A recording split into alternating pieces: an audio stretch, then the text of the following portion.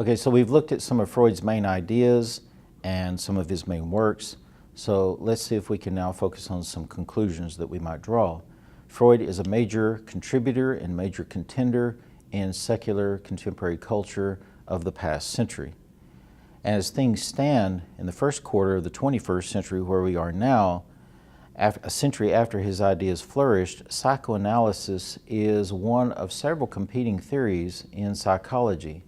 And there are competing versions even of psychoanalysis, such as the form of Carl Jung, his disciple. But in actual practice, it's kind of fallen out of favor in some ways. Other methods prevail in psychology, especially those based on pharmacopoeia today. The talking cure often just costs too much, and so it's not always practiced, at least not in its pure form, or it's mixed with other things in psychology. However, as a pioneer of the human psyche, his ideas will remain and continue on and always be part, I think, of the cultural conversation. Even if you don't agree with them, one needs to be aware of what they are. And so they're often portrayed in movies and in dramas, even if his name isn't mentioned.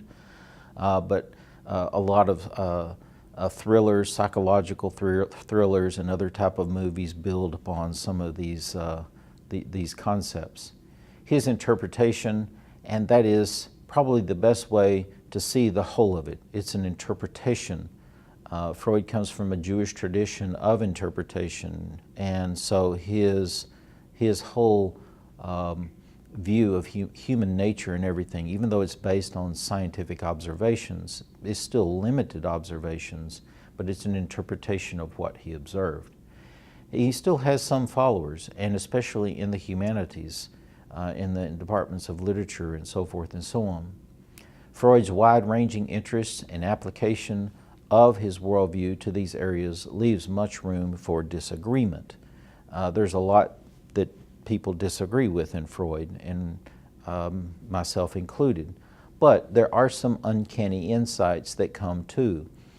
For example, his discovery that dreams can reveal some of our hidden struggles that are buried deep in our unconsciousness. The idea that birth order and sibling rivalry often set up lifelong dynamics for individuals. The idea that we have a primal nature driven by lust and aggression that we must somehow or another come to control.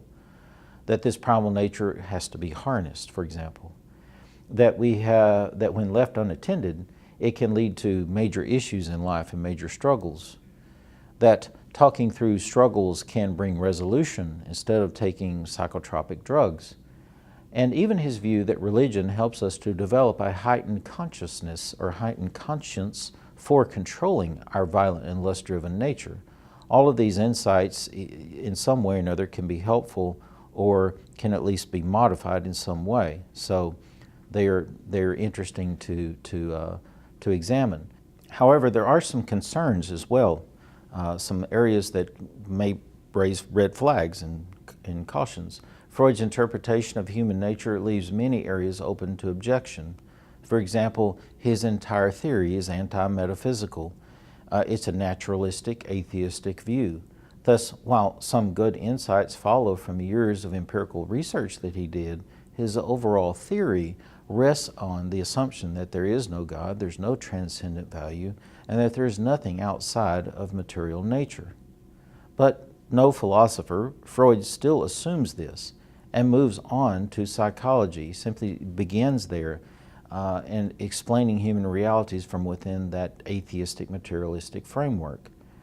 And so we've seen this, for example, with Marx, also with Darwin, and even Nietzsche. They all pretty much just start with the atheistic assumption without even examining it in any way. It's just like, this is where I'm starting. And so it becomes an assumption.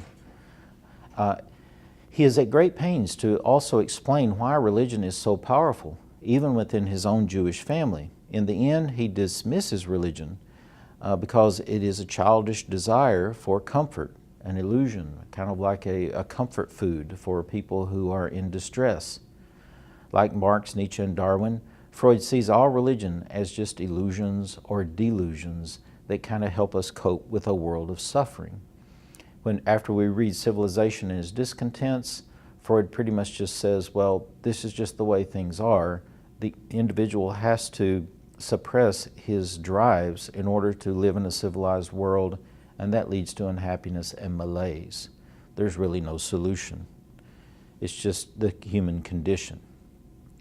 So, if Freud is right about human nature and civilization, in Civilization Is Discontents, what does that really mean? Well, for Freud, the only path to human flourishing and happiness seems to be learning to cope with our miserable condition. And we have to do that through learning to balance our insatiable desire for pleasure with our social and civil need for order. And so we're caught in a kind of permanent tug-of-war. The individual is being torn apart by this tug-of-war.